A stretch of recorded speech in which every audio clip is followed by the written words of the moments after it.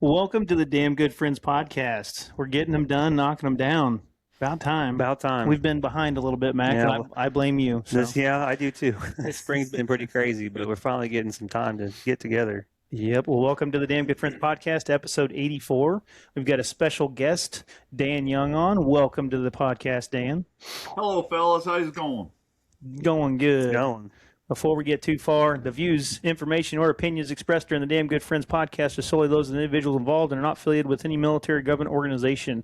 This podcast is not endorsed by, directly affiliated with, maintained, authorized, or sponsored by any branch of the military, the Department of War, or the U.S. government. The content provided is for general informational purposes only. It does not constitute professional or legal advice, but we do like to tell stories. And Dan, I'm really glad that we have you on because as much as I've followed you minimally for the last couple of years and known what you've done in the past, I feel like you're kind of an outdoor extraordinaire when it comes to on the radio, on the TV a little bit, yeah, and then at any outdoor events you go to. People know you. Well, I've been very lucky, Corey. I've been doing the shows for this is my 28th year on the air. So, you know, Wow. they spend that much time on the air. People, you kind of grade on them. They kind of know who you are. I like that you grade on them. Oh, so tell us just a little bit about, like you say 28 years. I mean, how did all this get started? Like where are you from, and how long you been hunting, and how long have you been doing this? Well, when I was growing up in Washington or Union, Missouri, Central Missouri is where I was from, and I'd always go rabbit hunting with my uncle and my dad, and I fished. I fished more than anything. But Mhm. as I got older, I got into a little bit of more kept fishing, but I got into the hunting more, and then my buddies and I, we'd go squirrel hunting and stuff. I didn't really get into the big game stuff till after I got home out of the service, and I had some family. Uh, they were into bow hunting and stuff, and I've always enjoyed archery. I did it in school, like everybody went, back, it used to be part of our gym class and stuff, and Yeah. I always liked doing it. But I got back home out of the service, and like I said, I just picked up a bow at an archery shop and got into bow hunting, and I just knew it kind of ruined me in a way because that's all I wanted to do was go shoot my bow and shoot 3D tournaments and fish, and I just knew that I was supposed to do something with that bow, that it was a part of me, and it just kind of took me over. I just started going to tournaments every weekend, and I learned everything I could about tuning and fletching and arrow selections, how to tune, how to time synchronize your cams on a bow system, do everything from A to Z that you could ever want to do on bow maintenance. I was just like a sponge. I'd live at the archery shop and just absorb everything. And I finally, well, I was a medic or corpsman in the Navy with the Marines, my last duty spot. And when I got home, I couldn't really do anything in the medical field. Nobody wanted to honor our training back then for what we Oh, did. shit. And so I Mhm. bounced around different jobs and stuff. And radio was my second passion in life. I always loved listening to Jack Buck on the Cardinal games, and I'd have a little Walgreens transistor radio and earbud in my ear when I go to bed and when I was growing up. And I finally got a job at a small radio station in Franklin County, Missouri, and I was there. I got a job doing sales, and I was there, I don't know, about a month and a half, and I talked to the general manager and let me do an outdoor show. I said, listen, why don't you give me an hour on the AM side and let me do that? He goes, you go get some sponsors, and we'll give you a try and give you an hour on a Sunday. I think it was a Sunday. It's been so long now, but What was the show called? the KLPW outdoor show.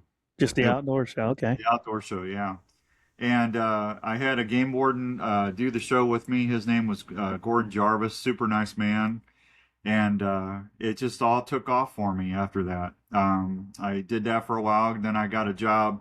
I lost my father in 1998, and I took a break from radio and went in to work with the Leukemia Lymphoma Society, and also the American Cancer Society. I worked with them, and in the course of doing that, I was in St. Louis at a big radio station, the Big 550, and I was there as a guest to talk about a Relay for Life event. And Frank Opinion, you guys remember Frank? Franco Pinion. Name Frank sounds familiar. was one of the big afternoon drive guys on. It was the big AM and the PM, the big morning show in the afternoon. But anyway, I was in there, and Dan Strauss said, "Hey, this guy used to have his own radio show." And Frank goes, "You did? What was you doing?" I was a hunting and fishing show. And he goes, "Well, let's do an outdoor show right now." So he puts me on a spot. I Oh, went from a damn. real small station to a major market station. And I was a little nervous at first, but I got through that, and they offered me a position, and I've been on the radio ever since. Like I said, going on 20. It'll be 29 years in November, I think. So you're still on like regular radio then? Yeah, I'm still on regular radio there. Yeah, that's what I'm saying. Hey, that's a big deal. Not everybody really has into that. And Yeah, I'm actually still on the Big 550. I just do Yep. it from Iowa. I do it on Sunday nights. I got a studio here at the house, and I just do the show there. And but yeah, I've been on KTRS for a long, long time, and on Sunday evenings, and I Yep. do the show on iHeart up in Des Moines on Saturday morning. So yeah, I'm really, there's not a lot of us left on regular radio. It's kind of spooky a little bit. I wish we'd get some younger blood in there. And I was thinking about that the other day. It's just like, man, when I go, I would love to pass my show on to somebody and keep the traditions going. But it's a different time than when I first started. That's for sure. of course, Yeah. whenever Tony Larson was telling me about you and wanting to introduce me to you, so we could get damn good friends on the Outdoor Channel Radio. Yeah, Uh, Anthony Larson's a good guy. Yeah. That MoVet Outdoors organization does a wonderful thing for Missouri and Illinois vets and first Mhm. responders. And yeah, Tony's a good dude. But he was telling me about you being on the actual radio. I'm like, man, what station? And am I able to listen to it where I'm at? And he's like, probably just look up on the radio. And I could not for the life of me find it, unfortunately. But when I was in Where you at? I'm central Missouri, Jeff City area. You should get it. 5:50 a.m. You couldn't get that? No, I had, and it's could have been my issue. It could have been my issue with my radio. It's a, Usually when I get home, and my mom and my brother still live in Washington, Missouri, but when I get home, I usually lose it right before you get to Lebanon, Missouri. So it okay. goes over all Illinois, and 550's got a big signal. But it's line of sight too, Corey. You got to have Right. good line of sight where you're at too. Well, but what I was saying, when I was working in the St. Louis area, I always had it. I was always able to hear it. Yeah. Yeah, Yeah, Probably is because KT Rich Mountain's kind of in a hole where you live at. yeah, Yeah, that's probably why you had some problems. But you could always go and listen online. They Yep. got a wonderful app that you can listen to and stream it online. So yeah. That's Yeah. awesome. Heck yeah. Yeah. But the Outdoors Channel Radio, the app, I've gotten a few people that have gotten onto that, and most of the people that have gotten onto it miss our show on Wednesday, but they always listen on like Friday and Saturday, and they like the shows that they're listening to. yeah, the Outdoor Call Radio was something I wanted to start. I started that 5 years ago, and the reason I did that is it's a different time with radio managements and stuff. I buy my time, so I own everything that I do on the show. So I don't get paid from the radio stations. I actually go get my own partners, and then I pay for everything through the advertising. So I get usually I'll sign a 2 or 3 year radio deal, and then what has happened to me historically is they're wanting to raise rates, and I don't like raising rates unless I absolutely have to with my partners. And I've been very lucky. I keep about 95% of my sponsors or partners every year. And, it's sad because I'm starting to lose a few of them because they passed away and stuff. But, Mhm. it just, I started the Outdoor Call Radio because I wanted something. Technology finally caught up to where I could have my own radio station. So I reached out to all my buddies and that did podcasts and TV shows and stuff. And I said, hey, I'm going to start this outdoor network. I'm going to run your copy. I'll run your shows unedited. I won't change a thing. I won't charge you a dime. I'll pay for everything myself. But that way I know that if something would ever happen with the regular radio stuff, I can come online on the Outdoor Call Radio anytime I want and go live. And it's all over North America that's being Mhm. heard. So I just wanted something I could kind of control my own destiny because I'm hoping that I get to do the shows for another 10, 12 years before I have to hang it up. Gotcha. That's awesome. How many listeners would you say you have on the Outdoor Call Radio now? We annually hit on average about 65,000 a year. Nice. That's Yeah, awesome. I mean, and we're, it's on the app on Android, on the app on Alexa, or on Apple, and then it's on Alexa too. If you got Alexa at home, you can say, "Hey Alexa, play the Outdoor Call Radio."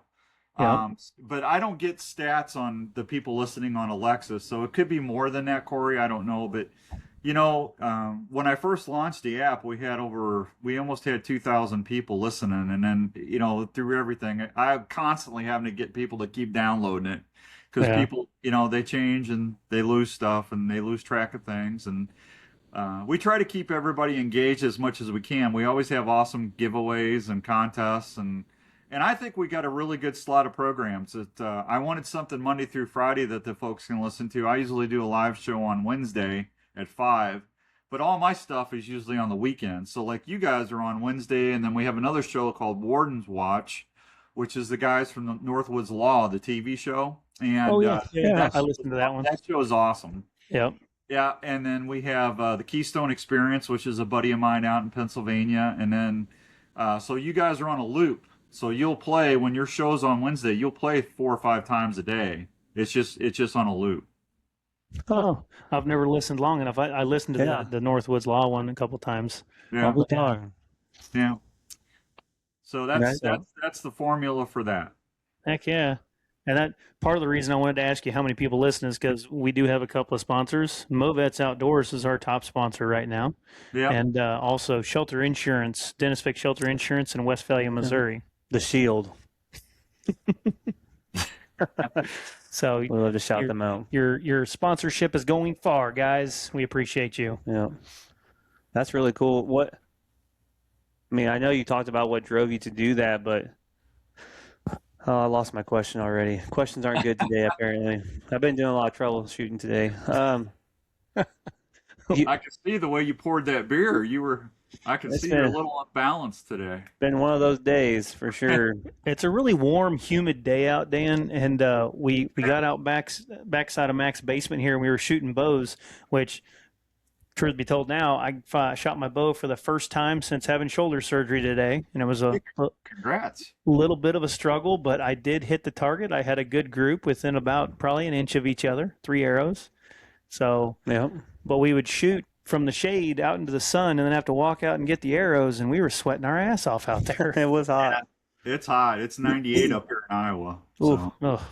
it's Yeah, hot. it's warm. It's 90 here, but the humidity is 158%. That's the Midwest. It's always if you go outside and you're soaked. It's crazy. Oh yeah. It's that time of year. What are some of the struggles that you've experienced with your radio show that you talked about? Like some of your sponsors have been, they've passed, unfortunately, but is there anything else that really jumps out at you that you've struggled with? No, not really. I mean, once I got going, everything kind of just it just kind of worked out. I always give the credit to the man upstairs for that because it's not by talent, I'm just an average guy that loves to hunt and fish, and I came from nothing out of Missouri, and I always tell everybody, listen, if you have a dream or a passion and you're willing to work for it, you can achieve it. And the TV side, I've been doing TV now 26 years I had my own show on Fox Sports Midwest. It was Outdoors Traditions TV. I did that for 20 years, and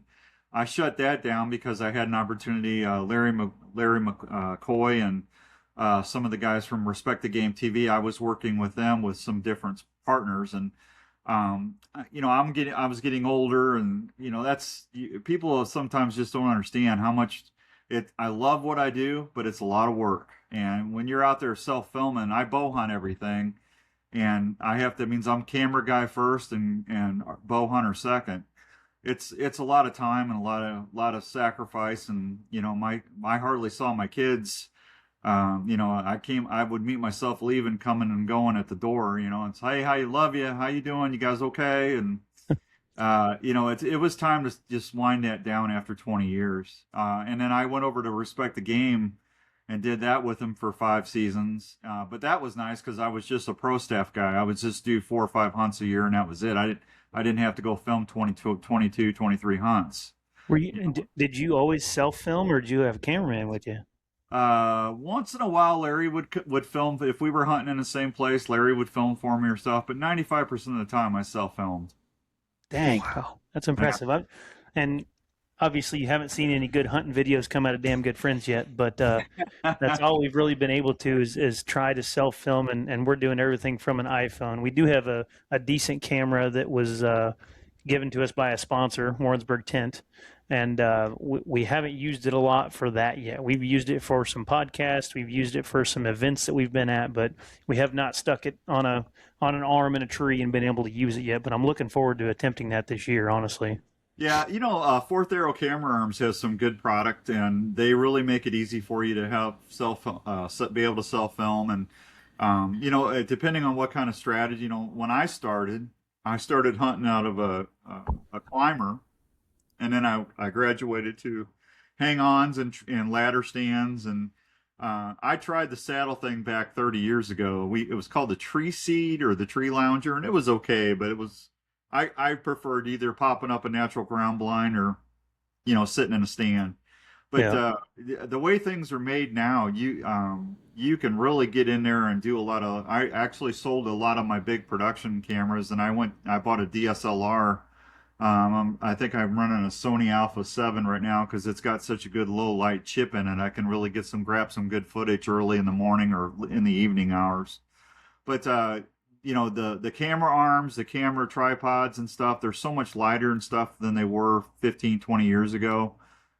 It's not as bad as it used to be. So, Right. So the thing about self-filming, I will tell you, it's awesome to have the video when it all works out. It's awesome. It's amazing, but it will cost you animals. You will lose or blow opportunities on a really nice deer or an elk or a bear or whatever if you're trying to self-film, because you're going to try to get that camera footage and milk it, and then something's going to happen and that deer is going to go. Because you're worried about the camera. Yeah, that's been some of our biggest down. We've killed some deer over the last few years, but we get so hyper focused on actually harvesting the animal that I know, for example, when I killed my biggest deer recently, 2 years ago, I guess, I forgot to put my phone out. I was so hyper focused on that dude. Like, I had the arm, it was ready to go, just didn't put the stuff on it. When it was all over, I'm like, shit. I even walked to that deer, and Corey, I called him, finally got hold of him. He was hunting too. He's like, you got to make videos. I'm like, oh, yeah, because that's what we do. So I had to back up track and start all over. So it's we are struggling, and that's something we have to improve in our foxholes. We have to try to remember that we need to record first and hunt second, and sometimes we're going to lose that opportunity, but we got to capture that moment. Yeah, I mean, there's been a couple times where I was filming and I had a deer, a really, really, really nice buck, and it's like he was going through my shooting window, and a friend of mine was helping me film one time, and I saw him, and I saw the camera arm move, and I thought he was on him, and I didn't even say you got him. I just drew back, and as soon as he hit that window pocket, I let it go, and you hear that arrow schwack. You see the arrow. You see the arrow go through the film, the window of the camera lens. You see the arrow go through, and then you hear the smack, and then you hear me go, "Yeah, I got him." And I look over and my buddy goes, "I wasn't on the deer." Oh no, it's all right. We'll show it. And I showed that. We actually had a lot of people thought that was awesome. Because I wasn't losing 150 something deer in a deer. Because we didn't, that was a long time ago, but yeah. Well, and talking about a situation like that, it's kind of a good, in my opinion, for the video. It's a good story. Like, you can explain what happened. Well, I wasn't on him, but I wasn't going to let that deer go. And then you get your pictures and your grip and grin at the end, and you're showing it off anyways. Well, that's what I said. I said, don't worry about it. It'll be fine. I mean, people understand. I got excited, and that's why I hunt. I hunt to get excited, and I hunt to eat. Yes, sir. And guys, I'll be honest with you. I say this all the time on the shows and stuff. I always kind of laugh because, when I was growing up in Missouri and stuff, and if someone would have said, "Hey, you're gonna have 2 or 3 radio shows for 28 years, and you're gonna have a TV show for 26 years," I would have laughed at them. I would have said, "Get out of here! You're crazy." And I've been very blessed and fortunate because I've got to do what I wanted to do for, that's what I was passionate about. And I work for it, but I'm very blessed because not everybody gets to live out their dreams and do that. Yep. And I take that with me every time I go to the stand or the blind.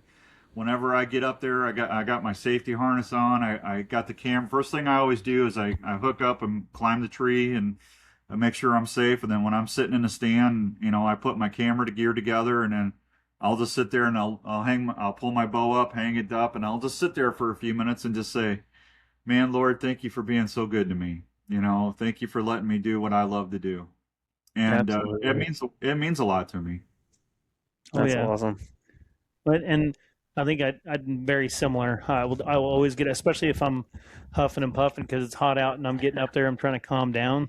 Well, I huff because I'm old and fat. Well, I'm young and fat, I guess. He does it because he's scared of heights. That too. But I get up there and I'll calm down for a second, take my hat off, and that's normally when I close my eyes and I'm like, please let me have a good hunt, but thank you for letting me be here, kind of prayer. And then when a hunt is successful, there's no way to ever describe the emotion and the thankful, attitude that you have once you walk up to that buck or doe or turkey or anything that you get. It's sometimes I yell, sometimes I cry, sometimes I just drop down to my knees. Hey, I cried when I shot my second elk. I shot a. I don't know if you can. I don't know if you can see him here or not, but if you go, man, your wall looks beautiful. Yeah, I see an elk over there. Yeah, you see that elk there? Yes, sir. I got him out in Colorado a couple years ago on Respect the Game with my buddy Donovan at Triple H Outfitters, and I always wanted to get a wapiti or an elk. That was one of my dreams, because when I first started, I kept hearing about all these guys getting bears, going grizzly bear hunting, going moose hunting and stuff. It's like, man, I don't know if I'll ever get to do that. I hope I do. And I was out in Colorado, and we got it all on the TV show too, which even makes it better, because I can go back and watch that hunt over again and again and relive it. But man, when I shot that elk and he took off through and popping brush and going up the ridge, and we waited, and we're sitting there, I'm shaking because he came in and I'm standing behind a burnt tree, and he bugles. When he starts to bugle, I go ahead and I draw back on him, and I put my 30-yard pin right behind his shoulder. As soon as he gets done bugling, I let it go because he was out of air. And that's, if you ever go elk hunting, if they bugle, if you shoot them right when they're done at the bugle, they have no air in their lungs. So if you get them in a lung shot, they're gonna expire really quick. They can't refill. Oh, great! Yeah. That is the best advice I've heard. Yeah. So that's just a little tip. But we got up on him, and man, I sat there and I just kind of shook, and I started crying. And I said, man, that's what a beautiful elk, and thank you, Lord. And it was very emotional. Heck yeah. That's awesome. Yeah, that's great. And that's the second elk you got, you said? My first one, I shot a spike, and I was excited about that. Yeah.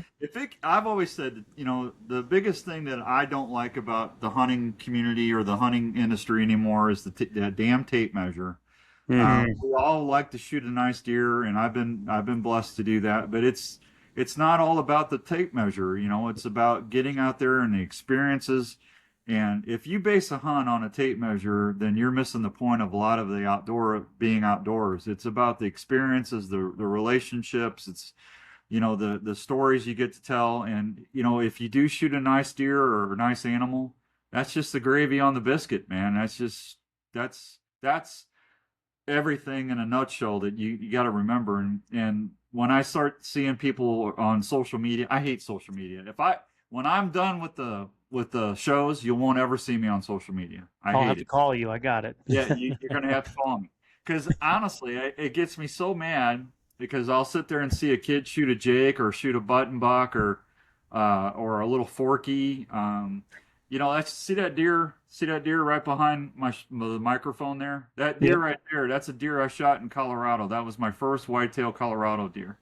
And that's not a monster whitetail, but that deer meant so much to me, because I spent 7 days running up and down them coulees trying to get on a whitetail in them scrub oaks, and I finally had an opportunity, and I was very thankful for that whitetail. It's about what gets you excited, gets your heart pumping, and the experience. And if someone shoots something that you maybe not want to shoot, if you can't say anything nice about it, just keep scrolling. Mm-hmm. And honestly, in a nutshell, that's what everyone's parents taught them at a certain age. If you don't have nothing nice to say, don't say anything at all. Well, Right. on social Yeah. media, you keep And, scrolling. and listen, if you got ground and you want to manage deer and you want to let them get 4, 5, 6 years old, there's absolutely nothing wrong with that. I applaud you for doing that. I pass deer because I'm at the point in my career of deer hunting. Or everybody goes through stages in hunting. When you first start, everything you see gets you excited. Everything you're jacked up. If you shoot your first doe, you're on top of the world. And then a couple years later, after you've taken several does and you've taken a few deer, then you're going to want, you're setting your goals. A 115-inch buck or 120-inch buck comes in, you might pass him because you've already killed a few of those. Mhm. Everybody goes through different stages of their hunting profession or career, and I'm at the I'm at the stage now where I'll be honest with you guys. If a 157-inch deer walks in, I'm probably going to still whack him because I haven't. I've shot a bunch of them, but they still get me going. But I won't. If a 125-inch deer comes in, I'm not gonna shoot him because Yeah. I want that deer to get some age on him.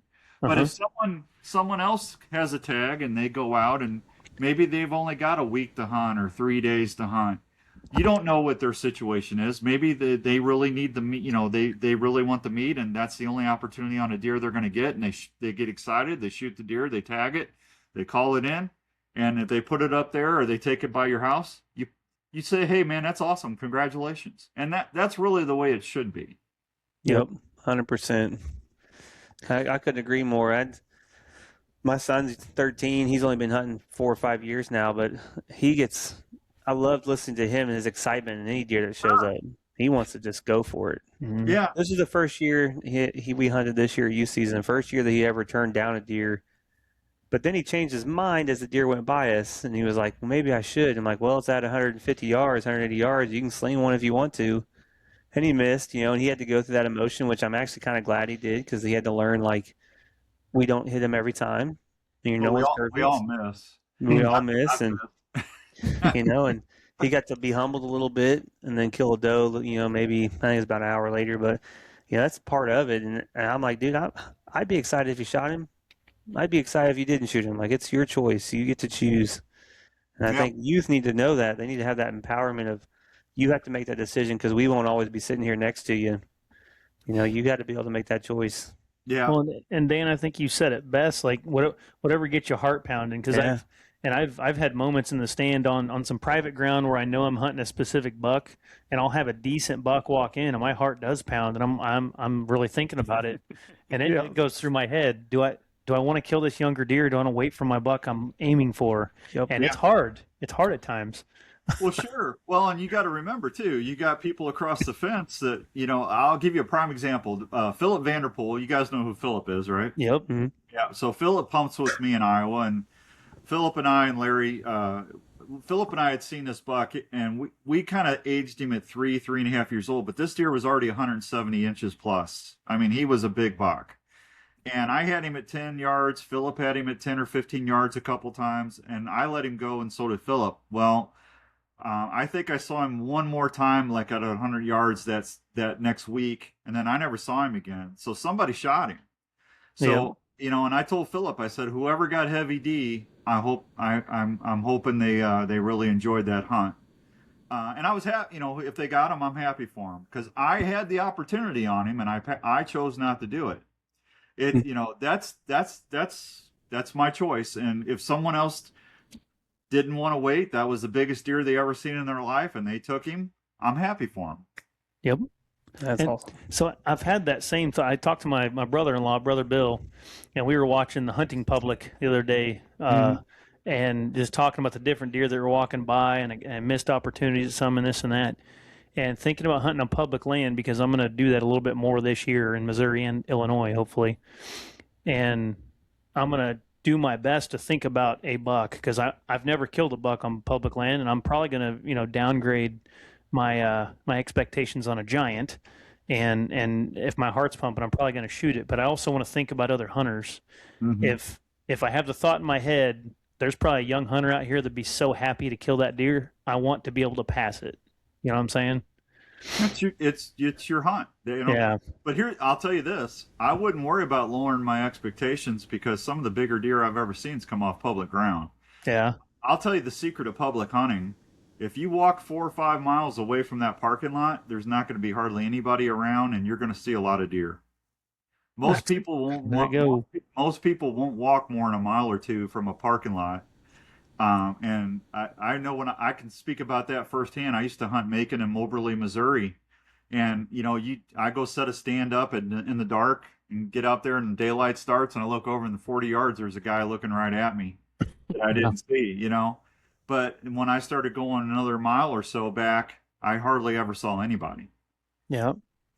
Yeah. And that's honestly the the goal. That the Mhm. public land hunting we've done most recently has been around Jeff City. That was But good hunt. Yeah. yeah, we go on a weekday. We just take a day off from work typically, and we'll go. We do go a couple miles back, and then just get up in a tree. And normally we don't see as many people at early morning and late evening. We normally see people, but Yeah, if you got a deer cart, in the truck and stuff, or an ice fishing sled, you get a nice shot on a deer, and you can tag them and clean them, and then just roll them on that deer cart or whatever, and you can pack them out pretty easy. But yeah, most people won't put the effort in going in that far. man, I will. Yeah, we will. We're not afraid to walk and get in there as far as we can. Yeah. And it's all about trying to maximize our opportunities in Yeah. that moment. And we've talked a lot. We're going to try to do more public land hunting in the early seasons, especially. And we've got some opportunities coming up in different states this year that we're hoping to lock down. But Sure. and I love the idea though. It's your trophy's your trophy. There's small deer hanging on my wall down here too, and I could tell you there's a story with each one of them, and that's memory is what I was after. That core memory, that emotion, that excitement that we had in that time. I've always said anything I take with my bow is a trophy to me. Yep. Absolutely, getting close to them. Yeah, because I think the farthest shot I've ever shot on an animal with a bow was 58 yards. Everything else has been pretty much 25 and in. I was just going to ask you that. What's the farthest shot you've taken with a bow? 58 yards. I mean, Yeah. that's a poke on a deer, but Well, I was hunting in Montana on a mule deer, and out Okay. west sometimes you have to stretch your shots out. But I shoot every day, and honestly, I'm at 60 yards. I can pretty much group like that. So Nice. I was pretty confident. He was feeding in an alfalfa field, and there was no wind, and I just settled that pin on him, and it went right there, and we got him going down on camera. So That's you just if you can practice every day and control your groups, and you know where that arrow placement's going to go behind that pin, then that's fine. But here in the Midwest and stuff, 25 yards and in's usually what I do.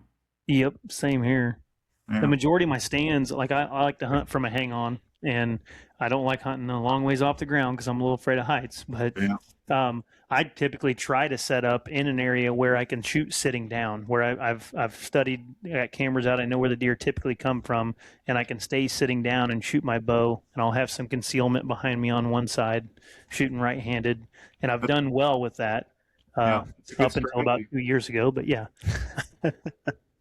Well, you know what the number one reason, according to biologists, that hunters get picked off by deer is, don't you? what's that? Is movement. Yeah, So if you're shooting sitting down, I'll give you. This is so funny. I laugh about it now, but it broke my heart. I was hunting up by Atlanta, Missouri, and I Mhm. was on a public ground, and I went over and I was in between two crop sources. I was on an oak ridge, and I hunted the day before, and I saw deer moving in and out of there. I said, well, I'm going to go move my stand. So I got down, I moved my stand over there, and then the next morning I went out, and here come a couple does, and then I started seeing antlers coming across the knoll of that ridge, and I'm going, oh yeah, and I'm sitting down, and he comes up, he gets behind an oak tree, and I start to stand up, and he's like 17, 18 yards on the other side of that tree. I get my bow and I stand up, and I'm just getting ready, and I go ahead and I stand up the very last part of it, and my knee goes pop, and that deer went like that, looked right at me, and took gone, off. gone. I said, that's it. I'm Dang. shooting. I'm not standing up to shoot ever again. Yep. I'm like that. So I'm with you, Cole. That's what I do, Corey. I 99.9% of the time I'm sitting down when I shoot. Yep. Same. And if the deer's coming in from a different direction, then I'm just as slow as I can standing up because my knees like to crackle too. Yeah. Any little bit of noise. Yep. Oh, Or it's staying up ama- earlier. I it's- stood up earlier and stood there for what felt like hours Mm-hmm. waiting for him to come in. I'm like, holy smokes, dude, I got to sit down. Like, you need to get here quick. Well, that's nice because I usually like take a nap. I'll get in super early and get everything set up and say my little thank you, Lord, and then I'll just kind of sit there and listen to the woods wake up, and I got my safety line straps on, and I don't have to worry about falling out or anything. But yeah, it's amazing what the animals can hear in the morning when it's super quiet. Mm-hmm. When there's Yeah. no wind at all, the thermals are all going up, and it's just calm. Yeah, they can. That's my it's favorite part of the incredible. whole day. Yeah, yeah. Sunrise, man. That sunrise when like you said, the woods start to wake up and the birds start to chirp. And you start hearing these things moving around. I'm like, I say a prayer every time I hear that. I'm just so thankful that happens. Yeah, and then you hear that little Uh-huh. behind And it's you. a squirrel. It's a squirrel. Man, 9 times out of 10, like I hunt on 6 acres behind my father-in-law's house, which he's the owner of Shelter Insurance in Westphalia, Missouri. Mm-hmm. The shield. And I hunt on 6 acres back there. It's all he owns, but deer cross through there all the time. And they either typically come through first thing in the morning and first thing in the evening, just crossing through. Well, I like to sit a little bit longer just to watch all the rest of the wildlife and whatnot. And one time I heard the little and I was like, yeah, it's not a deer, it's a squirrel. And I turned just a little bit and I saw the hooves. It was right next to me. It was a little buck, a little fork horn, which I wasn't going to shoot it, but I was like, gosh dang, they never show up at this time. Yeah, I've actually had that hear that, and then I've turned around before and had about 170-inch deer looking at me too. Oh my goodness! And it's like, you idiot! Why did you move? Because he had me pegged. There was nothing I could do, and he looked at me and he did that little head bob, and he's gone. It's like, oh. He's nodding at you, saying, "I see you. I see you there." When them deer start doing that, it's over. Oh yeah. That's shit. That's almost as bad as a blow. Yeah. But gosh dang. So Dan, there's been a few things in Missouri recently that changed. I was going to get your opinion on for non-resident hunters. Are you up to speed on all that? Yeah, non-resident that's for if you're a non-resident landowner. You still can take 2, I think. If you own property in Missouri, but you live out of state, but you own land, you can still take 2. If I read the reg right. Yes. But if you're a non-resident hunter, you're only going to be allowed to take 1 antler deer. Correct. Starting next year. Uh-huh. Yeah. And they're talking about what was there's a public land permit. Right? Yeah, that'll be in like 27, I think. Yeah. I'm looking it up real quick. And it was kind of crazy. Like social media blew up with it on the Missouri Conservation page and some of the Missouri deer hunter pages and whatnot on people's opinions. Most people are for it if they're residents. Most people are all about trying to limit, non-residents and give residents a little bit more of a chance. And I think everybody should get an opportunity. It's God's land. It's everyone should have the opportunity to earn that stuff. I am partial because I live here and I want to hunt public land, but I don't want to get too carried away to where we're regulating so much, if that makes sense. I don't want to. Well, Corey, most states are going to $1. Yeah. Kansas, even as a resident of Kansas, you're only allowed to take 1 antler deer. Oh, I didn't know that. And honestly, I don't have an issue with that because, I mean, if I don't want to flip my thing around again, but a lot of my bucks over the years are from Kansas, and I mean it was not unheard of for me to go out almost every time I go out and see a 155, 160 class deer. I mean, the quantity and the quality of whitetails getting to that 4 or 5, 6-year-old age is really a good stock in Kansas, and a lot of that's because they're only taking $1 a year, Per person, yeah. Per person, yeah. And, okay. I honestly think everything should be fair for everybody. So, I should know this. Iowa, if you draw a non-resident tag in Iowa, I think you're only allowed to take $1.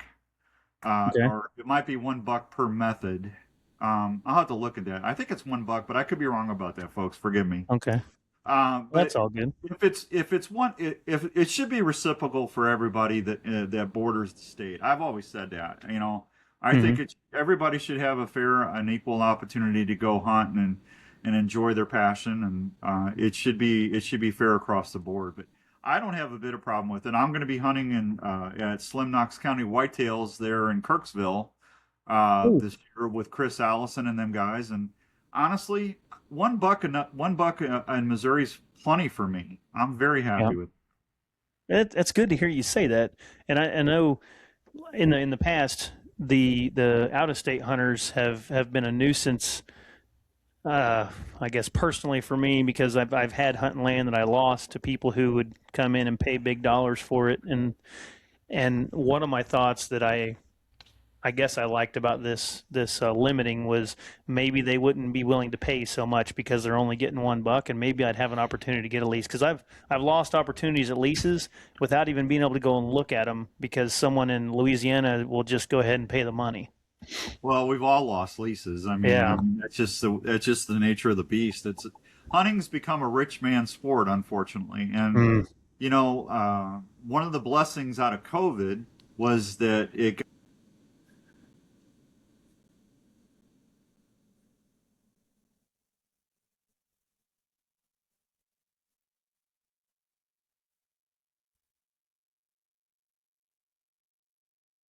Just exit. Oh shoot. Well, He'll jump back in. he's coming back here. There he is. So I apologize. No, you're all right. Oh, good. We're still streaming, so we're good. So it just it got more people into it. But the problem with people not going to Canada and staying in the continental U.S. Or the lower 48 is that people started leasing ground that didn't lease them before, and then tags got such high demand. A lot of the states went to point systems that used to be over the counter, and it just makes it harder for everybody to hunt now. You know, which for whitetails, Iowa and Kansas have point systems, don't they? for non-residents, yes. For non-residents, yeah. Okay. Yeah. Usually in Kansas, if you're a non-resident, if you got 2 points, you're going to draw. Nice. Iowa, to bow hunt, it's going to take you 4 or 5 years. If you're gun hunting, a year or two, and you can get a tag. Gotcha. I think that's so. Reading on some of that, that's why we've kind of are changing our non-resident regulations, is to try to match our sister states, because that's what drew so many non-residents into Missouri, is that everyone around us does it so much differently. We're the cheap guy. We had so much more opportunity, which is awesome for out-of-state non-resident. However, hurts the resident hunter, can affect the population. There was a statistic that something like 9% of our hunters last year were non-resident. 9? 9%. Okay. Which that's up by, so they said in 20 years ago, it was like 3 or 4%. So it's more than doubled, in 20 years. And they, to stop that from doubling again, they had to do some things. And so like we talked about, they went down to the one tag. They also, for public land hunting, it's $165. In 2027, it'll be a $165 additional fee, and they raised the prices of each tag as well for non-resident. Is that only for non-resident? Only for non-resident. What do residents need a permit to? Nope. No, Just Okay. for non-resident. Got it. When I grew up in Missouri, you could take 2 deer and 2 turkey. I mean, cheap.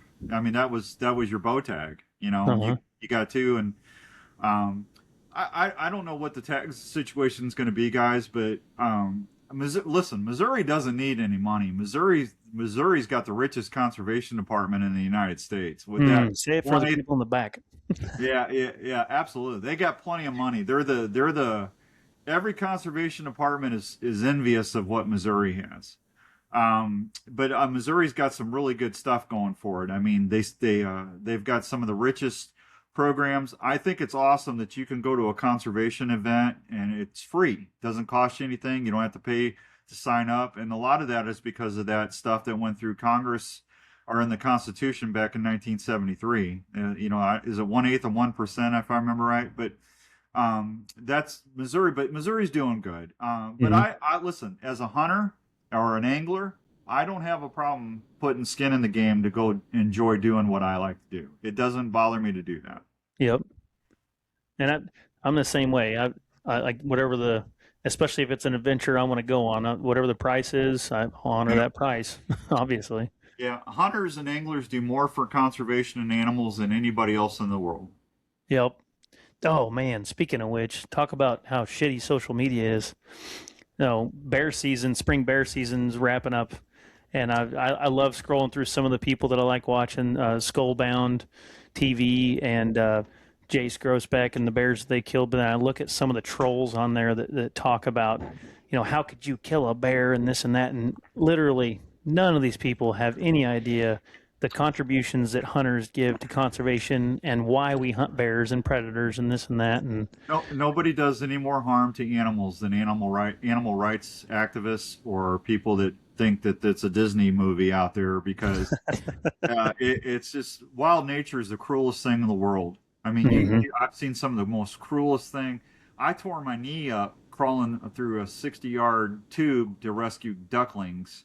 And then as soon as I got them out of the drainage thing that they flew through to, I put them out and the mom got them.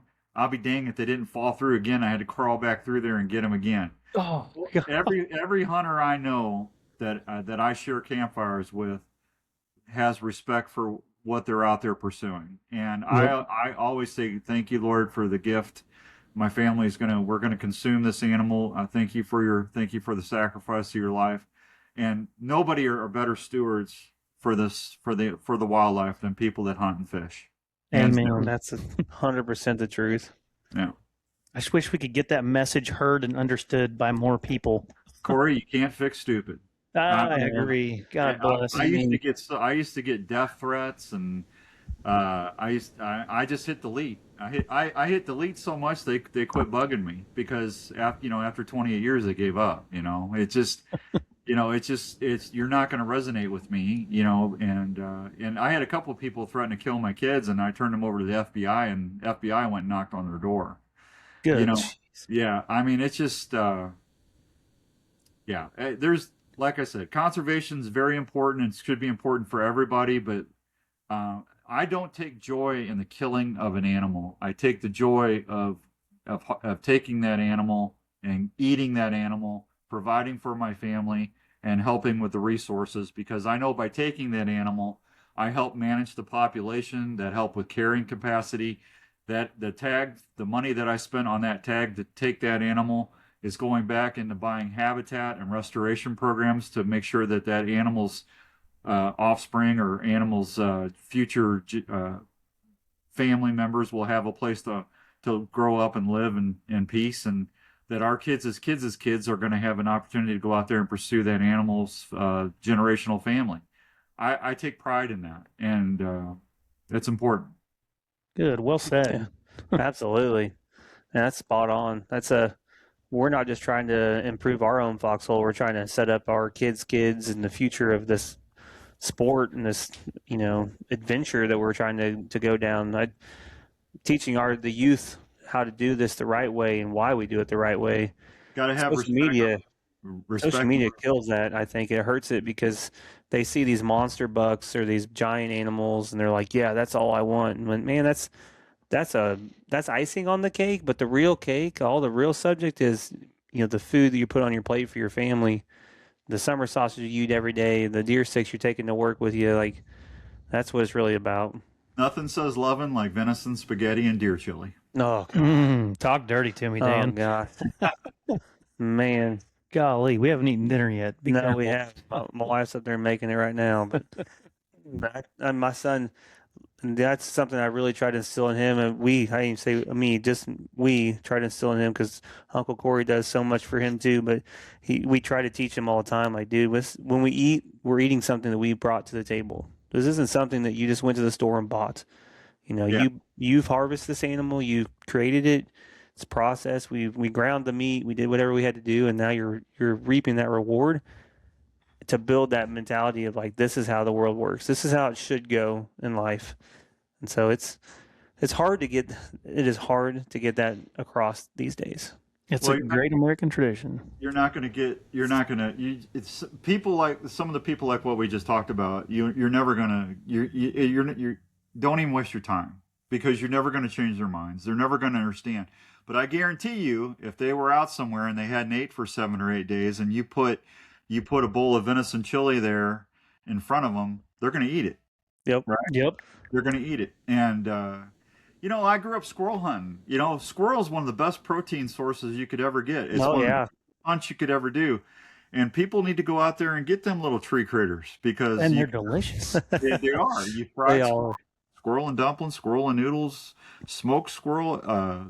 It's all good. Man, I'll tell you what, Dan, one of my favorite recipes I'll share with you real quick. I take a cast iron pan and I'll put it on my grill. I heat it up with some butter and some hot sauce in it, and I'll grill my squirrel. I quarter it up and I'll grill them, season them, but then I put them in the hot sauce and the butter, and it's pretty much like hot wings, but you got the cast iron off the fire a little bit and shut that on it. Man, let it start falling off the bone, and just like hot wings, it's so good. Oh, I love squirrel. Like I said, I grew up in. What a great way to get a kid into the outdoors. It's a very inexpensive hunt. You can get them a 410 or a little 20 gauge or a 22, whatever you want to do, and you get them out there and you teach them to look for mass crops. Teach them to look for hickory nuts or acorns and how to read.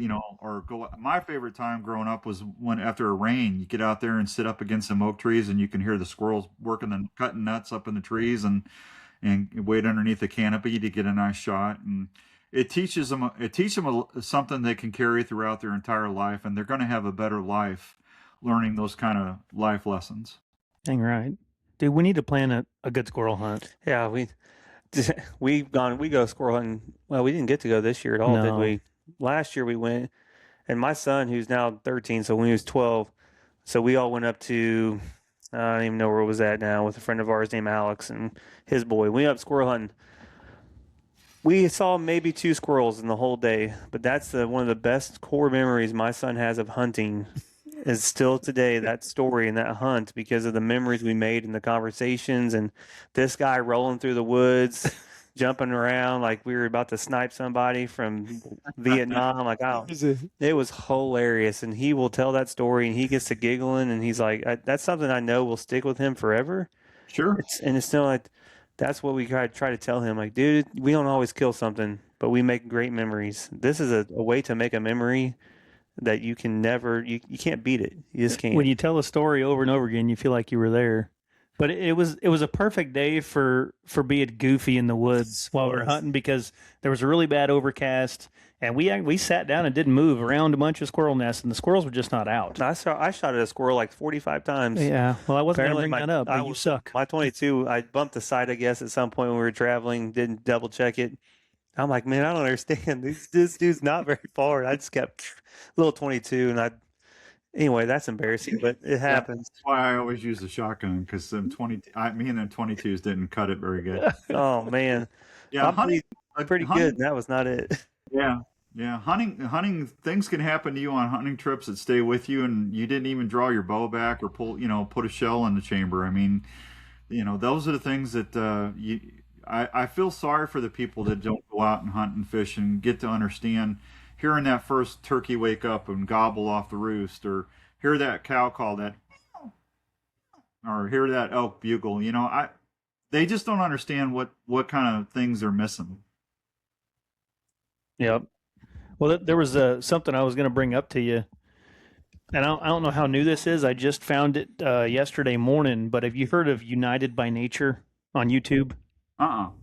There's a guy that's bringing celebrity hunters and celebrities together. Like one of them's got Cameron Hanes and some liberal comedian. I don't know what her name is. It doesn't say it on here right away, but Cameron Hanes, big elk bow hunter and runner and everything, and then he sits down with this liberal woman who wants nothing to do with hunting, and there's a lot of bullshit jokes and a little bit of politics involved, but they find common ground in talking about nature and whatnot. It's honestly some pretty good listens. So if you get a chance, look up United by Nature on YouTube, and it's pretty interesting. It's nice to see the attempt at liberals and conservatives coming together on nature, on a common thing that we should be agreeing on. Should be, but we don't know.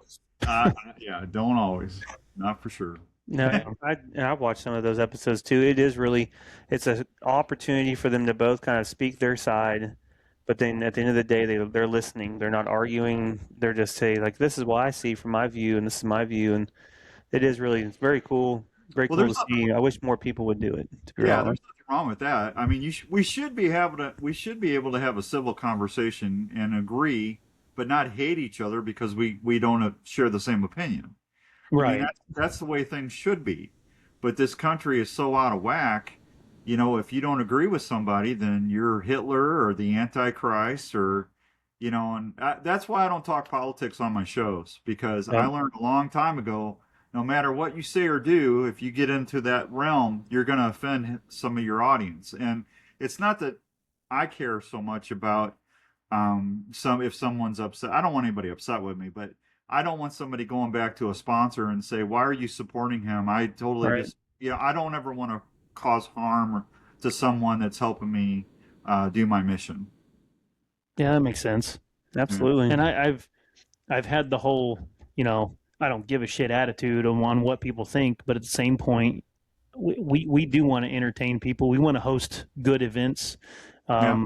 We were very careful at the banquet that we hosted, which we raised over $43,000 for Movets Outdoors. It was really Did a successful. great job on that. Yeah. And Thank you. there were times though we were discussing on should we do this, should we do that, and when it came down to it, we knew our audience, and there were certain things that we did hold back on, but then we'd get fired up talking about veterans in America, and an F bomb would drop, and we'd pray about it, and yeah. Yeah.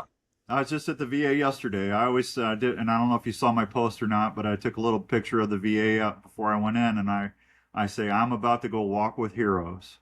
Yes, And that's how I feel every time I go to the VA. I'm surrounded by heroes. absolutely. And guys, like I said, I always tell everybody we should always treat each other with respect and dignity and look across the fence, make sure our neighbors are doing okay.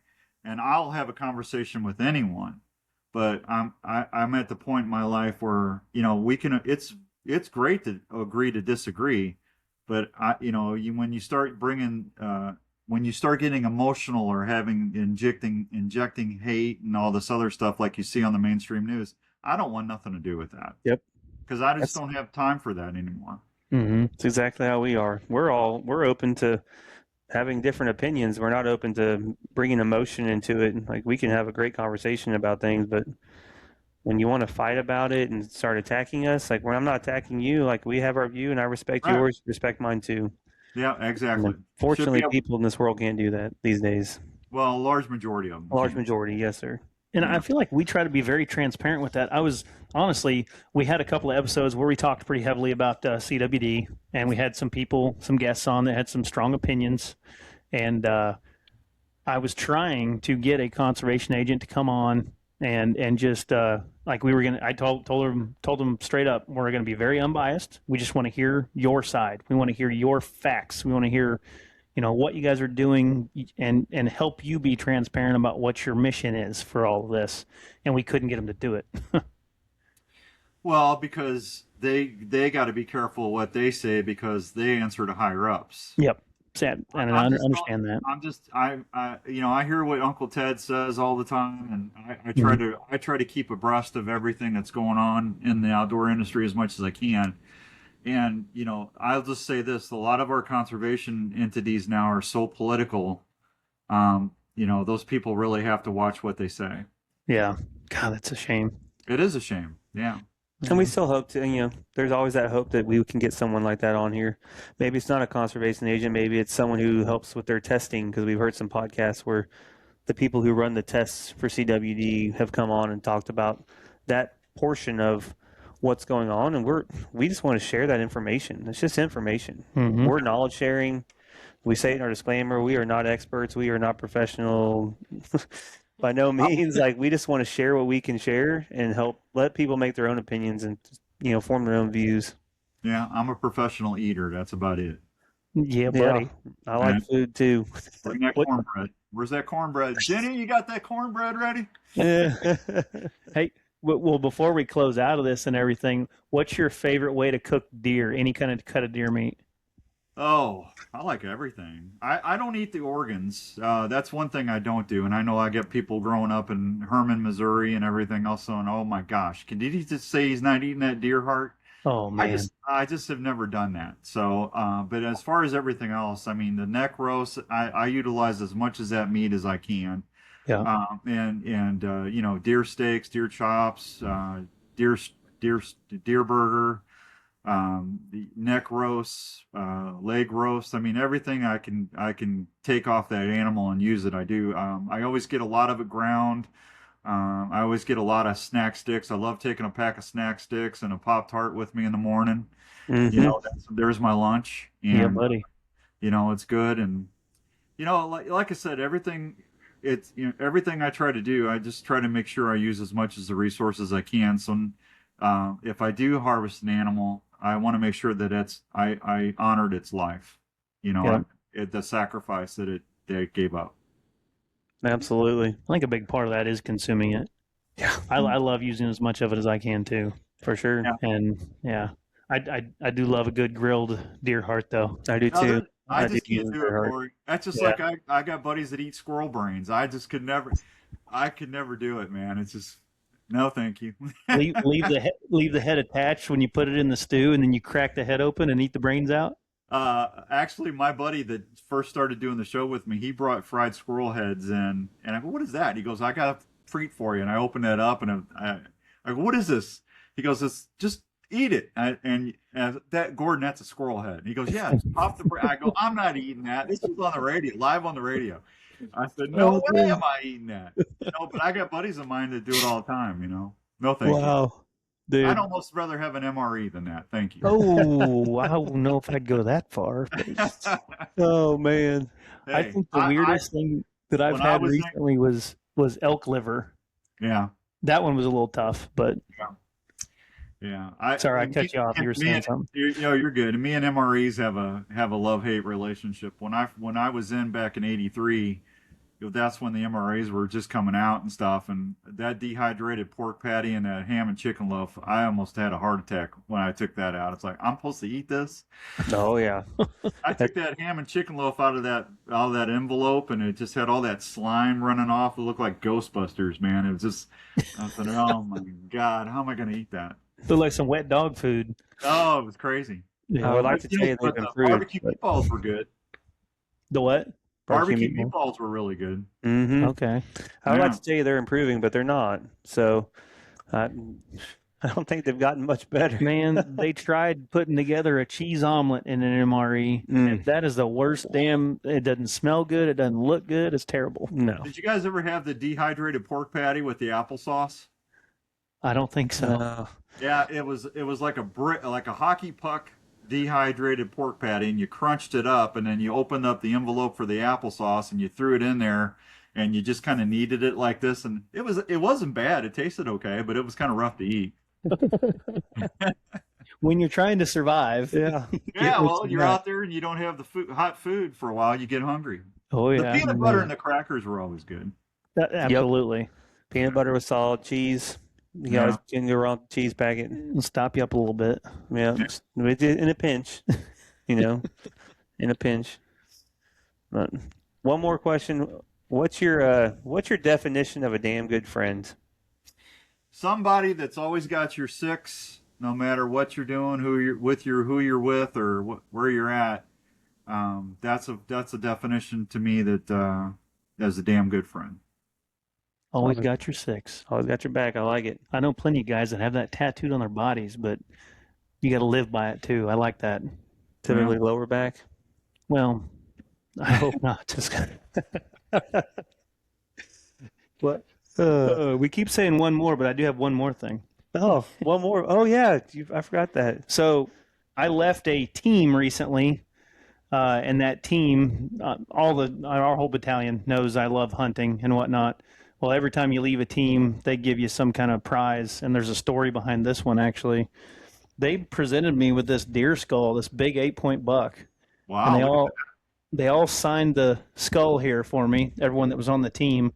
Yeah. And The story behind this buck, though, the guy that took over that team, took my place, owned the land that this buck came off of, and it was a buck he named General. And Wow. he did not get a shot at it, but his brother actually shot this buck, and his brother's getting ready to move to another country, so he gave it back to him around this time, and it was like a sign from him to give it to me now, and everyone signed it, and they presented it to me as pretty much a trophy. Hey, I'd be tickled to see that on the hoof, man. Look at the bases on that. Oh, He's got yeah. great mass, got good Big character. around. Beautiful deer. Yeah, that's a beautiful buck. So He'll be a monster next year, I think. that's a different kind of military award that I really appreciate. Yeah. Yeah, that's very unique. But They obviously know that you like antlers and horns. absolutely. I'm kind of a fan of Only Racks. Yep. That's a trademark logo that we have, Dan. Only racks. Only Racks. Yep. Yeah, that's all right. There's nothing wrong with that. Beards and racks, man. That's the way to go. Yeah, buddy. Well, Dan, thank you so much for coming on. We really appreciate you being a damn good friend and taking care of us every Wednesday. Every Wednesday. We Well, are I appreciate the content, guys. You guys do a really good show, and I love that supporting people out there serving our country, and that's why another reason I wanted to start the Outdoor Call Radio Network is I wanted to be able to give back to people that were looking for a place to get more notoriety, get some more people listening, and I look forward to uploading you guys every Wednesday on the network. So thank you. we're going That's to do our very best to make sure there's plenty of them in there for you. Trying. Yeah. Yeah, and you gotta quit using that stupid messenger. I'm old. I don't always check that thing. You gotta call me or text me. Oh shit. Well, That's this guy. I don't think I have your actual phone number. I gave it to you like 5 times. No, you did not. Did you? I That's say, very Corey, possible. please call me at this number. Man, I'll I'm do it gonna look again. back through here. I always Uh-huh. call you on Messenger. Yeah, because usually that's the only way to get a hold of you. Well, Uh. Dan, please send me your number one more time, and I will start using your cell phone number. Yeah, that's the best way to get because I'll be in a walker here soon, and then the next thing you know, it's gonna get bad. It's like Oh, shit. I don't pray for Well, that yeah, for we, you. we hope no time soon. All right, Dan. Well, please send me your number one more time. I'll save it, and we'll be good to go. all right, fellas. Thank you. Everybody, get out there, have a great season. Be safe. Always make sure you're staying connected to that tree. If you're up in a tree stand, please don't want any more tree stand incidents. They call them accidents. I call them incidents because they're totally preventable. Stay connected to that tree. Absolutely. Got it. Stay safe. Have fun. Yeah. Thank you.